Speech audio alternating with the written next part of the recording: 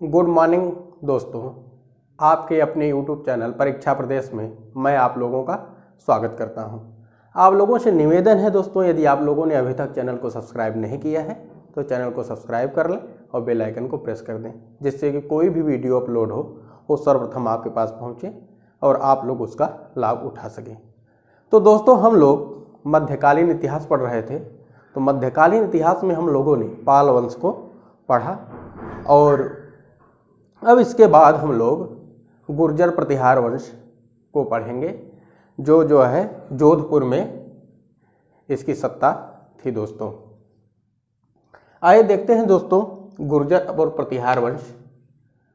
गुर्जर प्रतिहार वंश दोस्तों, इसका जो समय काल है, टाइम पीरियड है दोस्तों, यह 730 AD अर्थात 730 ईस्वी से 1036 ईस्वी तक यह राज्य किया। लगभग 300 वर्ष इन लोगों ने राज्य किया दोस्तों। आइए देख लेते हैं कि गुर्जर प्रतिहार वंश के विषय में कहाँ से पता चलता है कि यह वंश था और इस वंश के अंदर क्या क्या घटनाएं होती हैं दोस्तों, कहाँ से पता चलता है।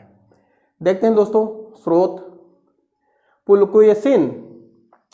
पुलकेशिन द्वितीय का ऐहोल अभिलेख से पता चलता है दोस्तों गुर्जर प्रतिहार वंश के विषय में, और मिहिर भोज का ग्वालियर प्रशस्ति जो है यहाँ से पता चलता है गुर्जर प्रतिहार वंश के विषय में। एक महत्वपूर्ण है दोस्तों, एक बुक है जिसका नाम है हर्षचरित्र, जिसे बाणभट्ट ने लिखा था।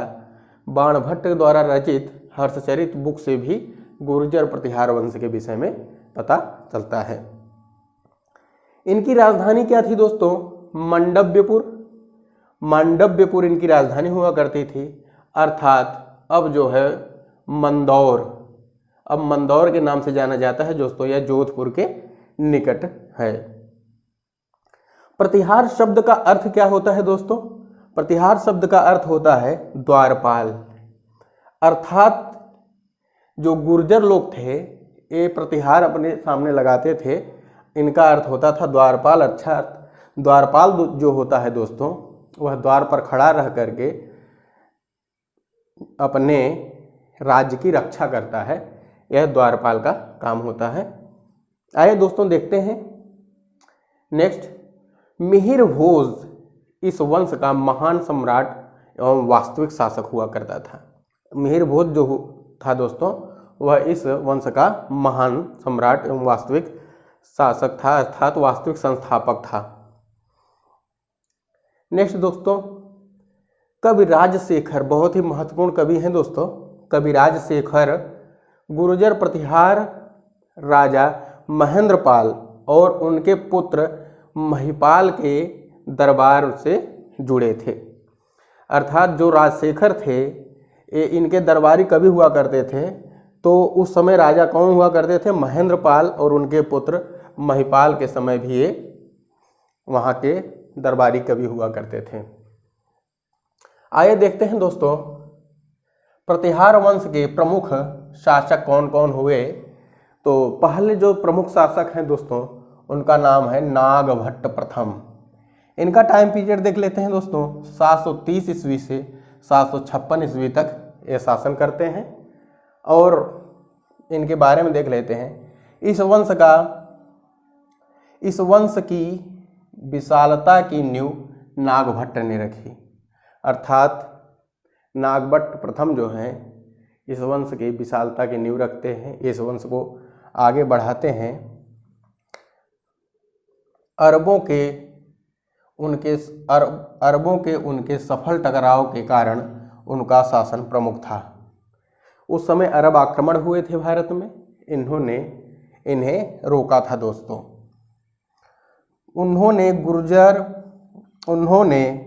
उन्होंने गुजरात से लेकर ग्वालियर तक एक साम्राज्य स्थापित किया और सिंध के पूर्व में आक्रमण को चुनौती भी दी। इन्होंने अरब आक्रमण को रोकने का अत्यंत प्रयास किया था। कौन थे वो दोस्तों? नागभट्ट प्रथम थे। ये राष्ट्रकूट शासक दंती दुर्ग से पराजित हुए। इनका जो है एक बार इनकी भिड़ंत जो है राष्ट्रकूट शासक दंतीदुर्ग से हुई, जिसमें पराजित हुए थे। इनके 2 उत्तराधिकारी हुए दोस्तों। इसमें 4 क है दोस्तों बड़ी, इसमें 4 क है दोस्तों।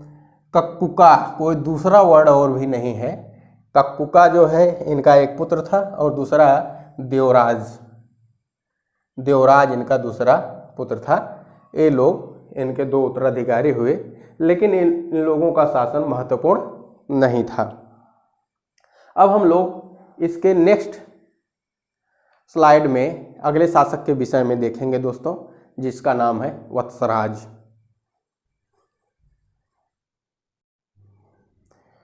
आइए दोस्तों, अब हम लोग अगले गुर्जर प्रतिहार वंश के शासक वत्सराज के विषय में देखते हैं। ये वत्सराज जो है दोस्तों, ये 783 ईस्वी में गद्दी पर बैठते हैं और 795 ईस्वी तक ये शासन करते हैं। देवराज का उत्तराधिकारी उसका पुत्र वत्सराज हुआ। वत्सराज कौन था दोस्तों? वह देवराज का पुत्र था और यह एक प्रभावशाली शासक साबित हुआ। इसने कन्नौज को अपनी राजधानी बनाई। कन्नौज को अपनी राजधानी बनाने की इसकी जो महत्वाकांक्षा थी दोस्तों, वह उसके लिए बहुत ही संघर्षपूर्ण रही थी, जिसमें इसे पाल शासक और राष्ट्रकूट शासकों के साथ इसे संघर्ष करना पड़ा था कन्नौज को अपनी राजधानी बनाने के लिए। आइए दोस्तों नेक्स्ट देखते हैं। वत्सराज का उत्तराधिकारी नागभट्ट द्वितीय बना। वत्सराज का उत्तराधिकारी कौन बना दोस्तों? नागभट्ट द्वितीय बना। अगला शासक बना नागभट्ट द्वितीय और इसे आकर देख लेते हैं हम लोग। यह 795 ईस्वी में राजगद्दी पर बैठा और 833 ईस्वी तक इसने शासन किया। उसने सिंध आंध्र विदर्भ पर विजय प्राप्त किया दोस्तों। जो नागभट्ट द्वितीय था, इसने सिंध, आंध्र और विदर्भ पर विजय प्राप्त किया। नेक्स्ट देखते हैं दोस्तों। राष्ट्रकूट शासक गोविंद III ने इसे पराजित करके गुजरात पर कब्जा कर लिया, अर्थात विदर्भ पर कब्जा हो गया दोस्तों। किसका कब्जा हो गया?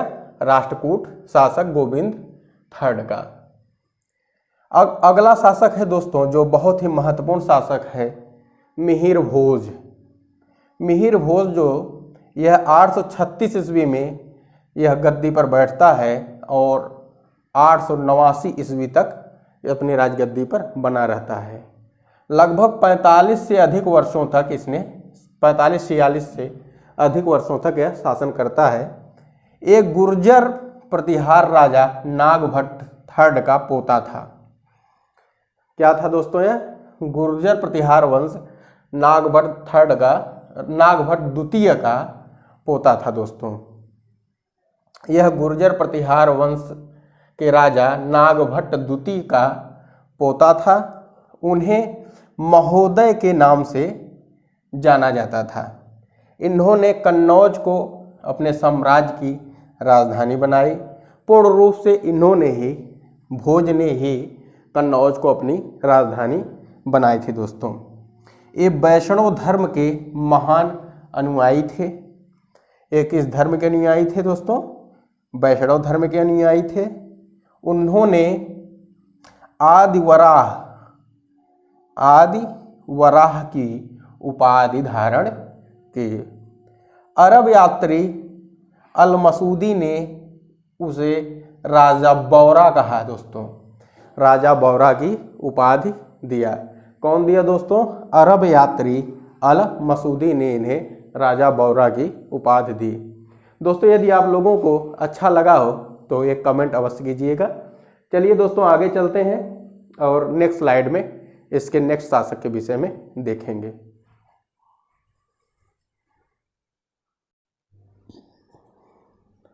आइए दोस्तों अब हम लोग गुर्जर प्रतिहार वंश के नेक्स्ट शासक के विषय में देख लेते हैं, जिसका नाम है महेंद्रपाल। इसका शासनकाल जो है दोस्तों 890 ईस्वी से 910 ईस्वी तक यह गद्दी पर बैठा रहा। उन्होंने प्रतिहार साम्राज्य के विस्तार में महत्वपूर्ण योगदान दिया दोस्तों। जब यह था तो बहुत ही विस्तार हो गया था गुर्जर प्रतिहार वंश का। तो हिमालय से लेकर, उत्तर में हिमालय से लेकर दक्षिण में विंध्याचल पर्वत तक और पश्चिम में समुद्री तट से लेकर, अर्थात नर्मदा नदी को पार करके दोस्तों, पश्चिम में समुद्री तट से लेकर के पूर्वी बंगाल तक इसका साम्राज्य का विस्तार हुआ था दोस्तों। इसे आर्यावर्त के महाराजाधिराज की उपाधि धारण की थी। यह जो है आर्यावर्त के महाराजाधिराज की उपाधि धारण करता है दोस्तों।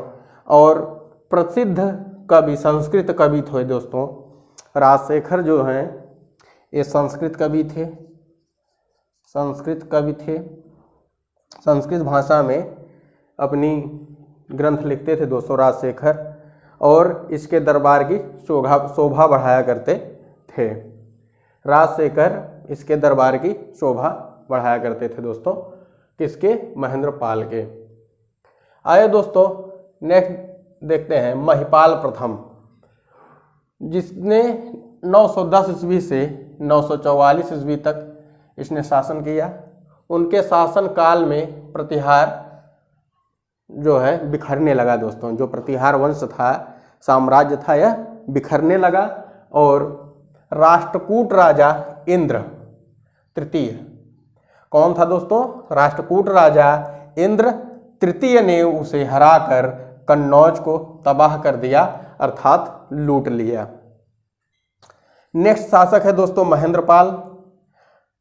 महेंद्रपाल सेकंड, जिसने 944 से 948 ईस्वी तक शासन किया। नेक्स्ट देख लेते हैं दोस्तों, ये लोग महत्वपूर्ण नहीं थे तो इनको केवल ऐसे ही देख लेंगे। 948 ईस्वी से 954 ईस्वी तक देवपाल ने शासन किया। विनायक पाल ने 954 से 955 ईस्वी तक, और विजयपाल ने 956 से 960 ईस्वी तक, और राजपाल ने 960 से 1018 ईस्वी तक इसने शासन किया था दोस्तों। इस नेक्स्ट है दोस्तों त्रिलोचन पाल, इसने 1018 से 1027 AD तक शासन किया दोस्तों। और फिर लास्ट और अंतिम शासक था दोस्तों, जिसने 1027 ईस्वी से 1036 ईस्वी तक इसने राष्ट्रकूट वंश पर, यशपाल जो है अंतिम शासक था दोस्तों, जिसने 1027 से 1036 ईस्वी तक गुर्जर प्रतिहार वंश पर शासन किया दोस्तों। और यह अंतिम शासक था। इसके बाद यहाँ पर राष्ट्रकूट वंश की स्थापना हो जाती है 1036 ईस्वी में। दोस्तों यदि आप लोगों को अच्छा लगा हो तो चैनल को सब्सक्राइब कर दीजिए और बेल आइकन को प्रेस कर दीजिए। आज की क्लास यहीं पर रोकते हैं दोस्तों। अब हम लोग कल जो है इसकी नेक्स्ट क्लास इसके आगे करेंगे और इसकी प्रशासनिक व्यवस्था के विषय में देखेंगे और अन्य व्यवस्थाओं के विषय में भी देखेंगे दोस्तों। धन्यवाद।